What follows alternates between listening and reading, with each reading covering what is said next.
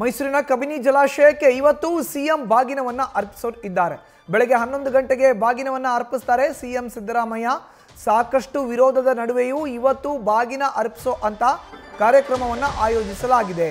H D. ಕೋಟೆ ತಾಲೂಕಿನ ಬೀಚನಹಳ್ಳಿಯ ಕಬಿನಿ ಜಲಾಶಯದಲ್ಲಿ ಬಿರುಕು ಮೂಡಿತು. ಸುಭಾಷ್ ಪವಾರ್ ಕಾರ್ಪೊರೇಷನ್ ಲಿಮಿಟೆಡ್ನಿಂದ ಅಕ್ರಮ ನಡೆಸಲಾಗ್ತಾ ಇದೆ ಅಂತ ಕಬಿನಿ ಹಿನ್ನೀರಿನಲ್ಲಿ ಅಕ್ರಮ ರೆಸಾರ್ಟ್ಗಳ ಕಾರ್ಯಚಟುವಟಿಕೆಗೆ ರೈತರು ಹೋರಾಟಗಾರರು ವಿರೋಧವನ್ನು ವ್ಯಕ್ತಪಡಿಸ್ತಾ ಪ್ರತಿಭಟನೆಯನ್ನ ಮಾಡ್ತಾ ಇದ್ರು. ಪ್ರತಿಭಟನೆಗೆ ಹೆದರಿ ಬಾಗಿನವನ್ನ ರಾಜ್ಯ ಸರ್ಕಾರ ಅರ್ಪಿಸೋದನ್ನ ಮುಂದೂಡಿಕೆ ಮಾಡಿತ್ತು. ಬಟ್ KRSಗೆ ಕಬಿನಿಗೆ ಒಂದೇ ದಿನ ಬಾಗಿನ ಅರ್ಪಣೆ ಸಂಪ್ರದಾಯ ಈ ಹಿಂದೆಯಿಂದ ಕೂಡ ನಡ್ಕೊಂಡು ಬರ್ತಾ ಇತ್ತು.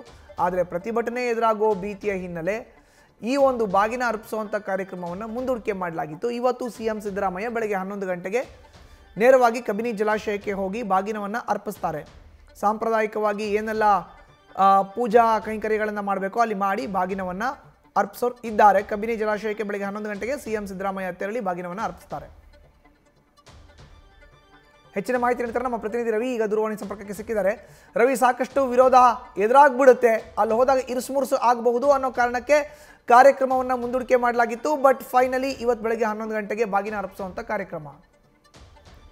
ಖಂಡಿತವಾಗ್ಲೂ ರಾಜ್ಯದಲ್ಲೇ ಮೊದಲು ತುಂಬುವ ಜಲಾಶಯ ಎಂಬ ಹೆಗ್ಗಳಿಕೆಯನ್ನ ಪಡೆದಿರುವಂತಹ ಕಬಿನಿ ಜಲಾಶಯಕ್ಕೆ ಮತ್ತು ರಾಜ್ಯದ ರೈತರ ಜೀವನಾಡಿಯಾಗಿರುವಂತಹ ಕಾವೇರಿ ಅಂದ್ರೆ ಕನ್ನಂಬಾಡಿ ಅಣೆಕಟ್ಟೆಗೆ ಒಂದೇ ದಿನದಲ್ಲಿ ಬಾಗಿನವನ್ನ ಅರ್ಪಿಸೋದು ವಾಡಿಕೆ ಮತ್ತು ಸಂಪ್ರದಾಯ. ಆದ್ರೆ ಈ ಬಾರಿ ಆ ಸಂಪ್ರದಾಯಕ್ಕೆ ಇತಿಶ್ರೀಯನ್ನ ಆಡಲಾಗಿದೆ.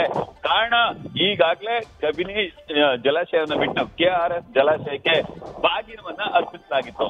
ಕಬಿನಿ ಜಲಾಶಯಕ್ಕೆ ಬಾಗಿನವನ್ನ ಇರೋದಕ್ಕೆ ಪ್ರಮುಖವಾದ ಕಾರಣ ಅಂತಂದ್ರೆ ಕಬಿನಿ ಹಿನ್ನೀರಿನಲ್ಲಿ ನಡೆದಿರುವಂತಹ ಅಕ್ರಮ ಚಟುವಟಿಕೆಗಳು, ಅಕ್ರಮ ರೆಸಾರ್ಟ್ಗಳು ಮತ್ತೆ ಕಬಿನಿಯಲ್ಲಿ ಆಗಿರುವಂತಹ ಸುಭಾಷ್ ಪವಾರ್ನ ಕಳ್ಳಾಟ, ಇದರ ಜೊತೆಗೆ ಕಬಿನಿ ಡ್ಯಾಮ್ನ ಬಿರುಕು ಹಲವು ವರದಿಗಳನ್ನ ನೀವು ಬಿತ್ತರಿಸಿತ್ತು. ಈ ವರದಿಗಳ ಆಧಾರದ ಮೇಲೆ ಸಾಮಾಜಿಕ ಜಾಲತಾಣದಲ್ಲೂ ಕೂಡ ಕಬಿನಿ ಉಳಿಸಿ ಅಂತ ಹೇಳಿ ಒಂದಷ್ಟು ಕ್ಯಾಂಪೇನ್ಗಳು ಆರಂಭವಾಗಿದ್ದು, ಜೊತೆಗೆ ರೈತರು ಕೂಡ ಸಾಕಷ್ಟು ಪ್ರತಿಭಟನೆಯನ್ನ ಮಾಡುವಂತ ಕೆಲಸಕ್ಕೆ ಮುಂದಾಗಿದ್ರು.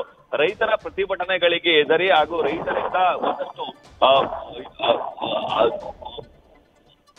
ಅವರಿಂದ ಆಗುವಂತಹ ಅನಾಹುತಗಳು ಅಥವಾ ಪ್ರತಿಭಟನೆಗಳಿಗೆ ಹೆದರಿ ಈ ಒಂದು ಕಬಿನ ಬಾಗಿನವನ್ನ ಹಿಂದೇಟನ್ನ ಹಾಕುವಂತ ಕೆಲಸಕ್ಕೆ ಮುಂದಾಗಿತ್ತು. ಸದ್ಯ ಈಗ ಇನ್ನು KRS ಕಬಿನಿಗೆ ಒಂದೇ ದಿನ ಬಾಗಿನವನ್ನ ಅರ್ಪಿಸುವಂತ ಸಂಪ್ರದಾಯ ಇದೆ.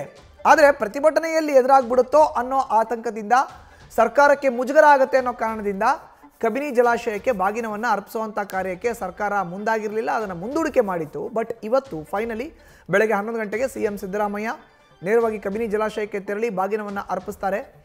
ಇಡೀ ರಾಜ್ಯದಲ್ಲೇ ಮೊದಲನೇದಾಗಿ ಮುಂಗಾರು ಆದಾಗ ನೇರವಾಗಿ ತುಂಬುವಂಥ ಜಲಾಶಯಗಳ ಪಟ್ಟಿಯಲ್ಲಿ ಅಗ್ರಗಣ್ಯ ಸ್ಥಾನವನ್ನು ಪಡೆಯುವಂಥದ್ದು ಕಬಿನಿ. ಸೊ ಇವತ್ತು ಕಬಿನಿಗೆ ಬಾಗಿನವನ್ನು ಅರ್ಪಿಸುವಂಥ ಕೆಲಸಕ್ಕೆ ಸಿಎಂ ಸಿದ್ದರಾಮಯ್ಯ ಮುಂದಾಗಿದ್ದಾರೆ.